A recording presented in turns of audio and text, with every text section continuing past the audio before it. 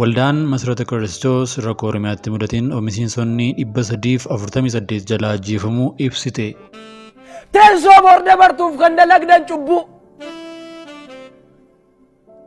Haadha kan boossistan, haadha kan ajjeestan, haadha gita lubbuu. Obsi guyyaa ni dhufaa. Yoo yaashama akkam jirtu nagaaf jaallu waaqayyo bakka jirtan hundatti isiniif haa baay'atu. Kun YouTube channel Boonsaa Addis Guuteetii haaraa yoo taatan subscribe gochuudhaan maatii keenyatti dabalamaa viidiyoowwan yeroo yerootti gadhiisnu akka dafanii isiniif dhufaniifis mallattoo beelii banaa gochuu hin dagatinaa. Waldaan Masarata Kiristoos rakkoo Oromiyaatti mudateen miseensonni 348 jalaa ajjeefamuu ibsite. Waldaan Masarata Kiristoosii rakkoo nagaa Oromiyaa godinoota garaagaraatti mudateen hanga ammaa miseensonni ishee 348 jalaa ajjeefamuu ibsa sadaasa 21 baasteen beeksifte. Amantoonni waldattii harki hedduun kan ajjeefaman ammoo godina Wallagga Ba'aa aanaalee irra deddeebiin ajjeechaaf buqqaatiin uummata keessatti raawwataa ture keessatti akka ta'e ibsame. Dabalataanis manneen jireenyaa fi qabeenya amantootaa fi tajaajiltoota waldattii itti yaadamee akka gubatee fi barbadaa'e ibsame. Pirezidaantiin Waldaa Masarata Kiristoos Paaster Dassaaleny Abbabaa ragaan galmeessine kun maqaa warra ajjeefamanii beeknuti malee lakkoofsi kanaan olidha jedhu. Lakkoofsi namoota ajjeefaman kanneenis miseensota waldattii qofaa fi kan firaa fi hiraa isaanii hin daballe ta'uu kan himan pirezidaantiin waldattii waggoota lamaan sadan darban keessatti nama qaroo hin qabne dabalatee namoonni nagaa hedduun ajjeefamaniiru jedhu. Inni hidhatee deemu yeroo itti uummata irratti dhukaasu jira. Mootummaan immoo isaan soortan jedhee yeroon itti dhukaasu jira. Akka isaan jedhanitti ajjechaan kun kan raawwate qaama mootummaa qaamolee hidhatanii bosona jiranii fi kanneen finxaaleeyyii Amaaraa jedhamaniin uummanni qaama sadan kana gidduutti rakkataa jira jedhani. Teessoo borde bartuuf kan dalagdan cubbuu. Haadha kan boossistan, haadha kan ajjeestan, haadha gita lubbuu. Harka isin nyaachise abiddaat kan ooftan. Dugda isin baate dullaadhaan kan dhooftan.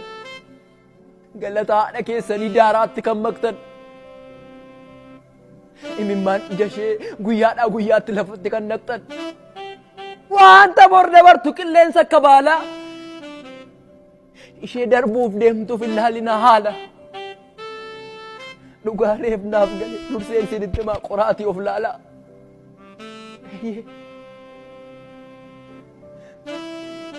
Haalumti isin waan ta'eef shanin hawwaatinaa. Waan bultee dabartu teessoo akka ifaa, teessoo akka dukkanaaf haadha hin nyaatinaa.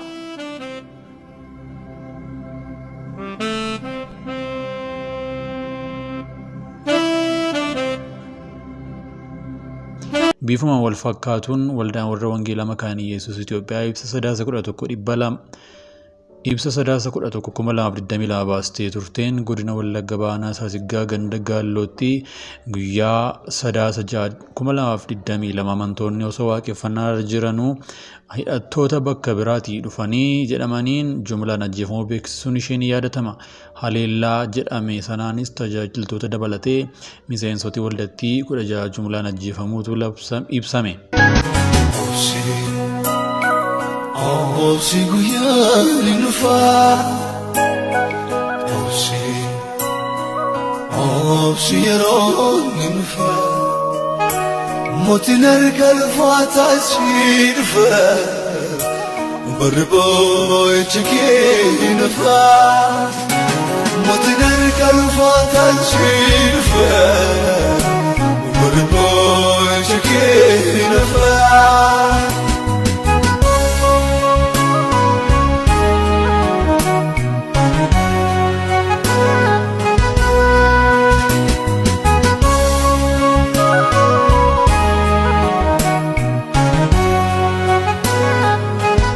Waldaan Masarata Kiristoosii ibsa baasteen kanaan lubbuun lammiilee nagaa bu'aa siyaasaaf oolaa jira jechuun komatte. Biyya keenya gara lixaa addatti godina Wallagga Ba'aa fi Oromiyaawwan bakkeewwan tokko tokko uummata barootaaf waliin jiraataa ture gareen muraasni isa tokko ajjeesaa isa biraa immoo kan du'u gochuun lubbuu namaa ulaagaa ittiin bu'aa siyaasaa argatan godhanii itti fayyadamaa akka jiran ni hubannaa jedha ibsichi. Pirezidaantiin waldatti Paaster Dassaaleny gama isaaniitiin BBCtti akka himanitti namoonni ajjeefaman namoota nagaa qaama hidhate waliin hidhata homaa hin qabne gaggeessitoota waldaa namoota qaroo dhabeeyyii baqachuu hin dandeenyetu siree isaanii irratti du'ani. Namni eessa dhaqaa qe'ee isaa dhiisee kan jedhan Paaster Dassaaleny inni hidhatee wal ajjeesuuf manaa ba'e waraana idilee keessatti qaamni wal loluu iddoo hawaasni hin jirretti wal lolaa jedhani. Garuu hawaasa qixa lamaanitti dhukaasni gaafa banamu mana keetii bahi jedhanii haadha manaa fi abbaa manaa gargar baasanii gaafa ajjeesan kun maal jedhamaan jechuun gaafatu. Dhimma rakkoo walxaxaa akkasii mootummaan dubbachuu dhiisu uwwisni miidiyaa dhibuun inni tokko gaafa miidhamu qofa ol kaasanii iyyuu tajaajilli teeleekoomii yeroo dheeraaf adda cituun miidhaa ajjechaa fi badiin qaqqabee adda baasuuf rakkisaa taasisaa akka ture himu Paaster Dassaaleny. Sababa waraanaatiin namoota buqqaanii naannoo Dabra Birhaan qubataniif baasii birrii miiliyoona 60 baasuun deeggarsa gochaa akka jirtu kan eertee waldaan kun waraanni kaaba Itoophiyaa osoo hin eegalin dura waraanni obboloota gidduutti akka hin barbaachifne labsaa akka turte ibsite. Dabalataanis waldattiin gaaffiin waraanaan deebi'u hin jiru mufiin humnaan furamus hin jiru jechuun mufiin humnaan furamus hin jiru hin jiraatus jechuun waamicha nagaa dhiyeessitee jirti. Waamicha kana nama nu dhaga'u hundumaaf dhiyeessinaa uummata humnaan of jaallachiisuun hin danda'amu. Kaabatti lola gaggeeffameen erga namni hanga kanaa dhume booda harka wal qabatanii nagaa wal fuudhani.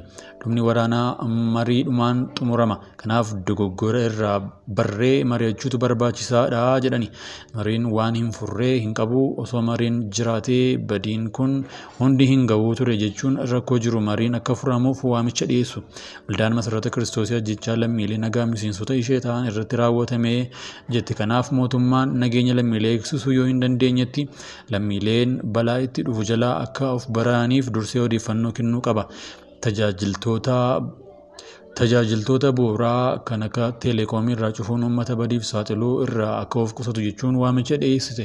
Gama biraatiin koomishiniin mirgoota namooma Itoophiyaa fi qaamilee dhimmi isaa ilaallatu hunduu akkasuma kan isaan gama lammiilee nagaa irratti raawwate qoratanii uummataaf ifa akka godhanii fi qaamolee yakka kana raawwatan seeratti akka dhiyeeffaman cimseen gaafadhas jettee waldittiin ibsa baafte. Kanaan naannoon Oromiyaa bakkeewwan garaagaraatti waraana humnoota mootummaa fi hidhattoota waraana bilisummaa Oromoo kan mootummaan ABO shanee jechuun shororkeessummaan galmeesse waliin gaggeeffamuun walqabatee uummanni nagaan gidduutti du'uu qabeenyi barbadaa'u erga eegalee bubbulee jira.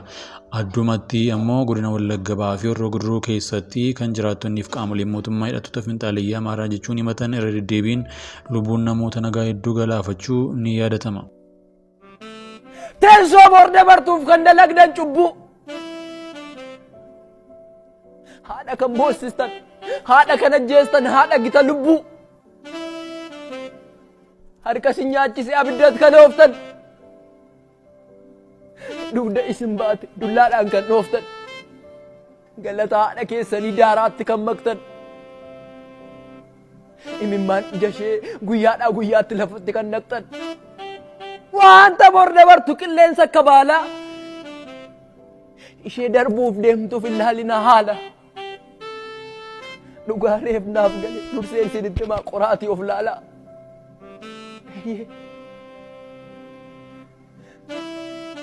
Haalumti isin waan ta'eef shanin hawwaatinaa. Waan bultee dabartu teessoo akka ifaa teessoo akka dukkanaaf haadha hin nyaatinaa.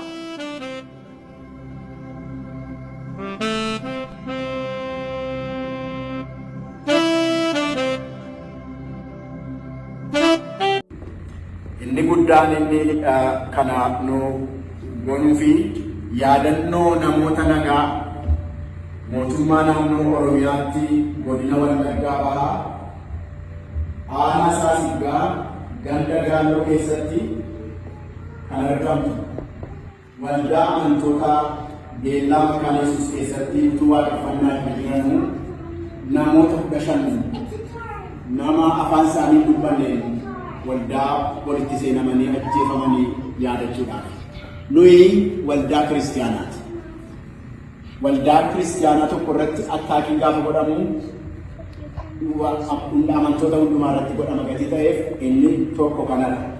Duraan dursee warra waldaa kana keessatti akka kanatti waaqeffannaa isaanii irratti jiranu meeshaan toora kan jiran ajjeefamanii misilii waamu namoota 15 ibsaa keessatti ol qabaatii isaanii yaadanna obbo Kaasahuun Xilaawu obbo Misgaanuu Bararu Wangeelaawii Dassaaleny Warqinee obbo Ambullee Liilaa hojjetaa wangeelaa Geetaachoo Abarraa obbo Badiluu Taammiruu dargaggoo Daawit Firuu dargaggoo Yohaannis Geetaawu dargaggoo Jireenyaa Yamaanii obbo Admaasuu Tasfaayee dargaggoo Abdii Masiri obbo Darajjee Bayyee dargaggoo Haayiluu Eeliyaas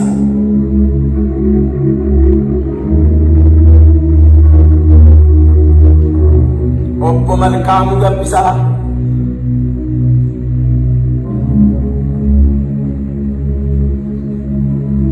dargaggoo Abrahaam Kamisoo obbo Kaasahuun Xilaawu dura taa'aa jaarsolii waldaati obbo Misgaanuu Aranuu Itaanaa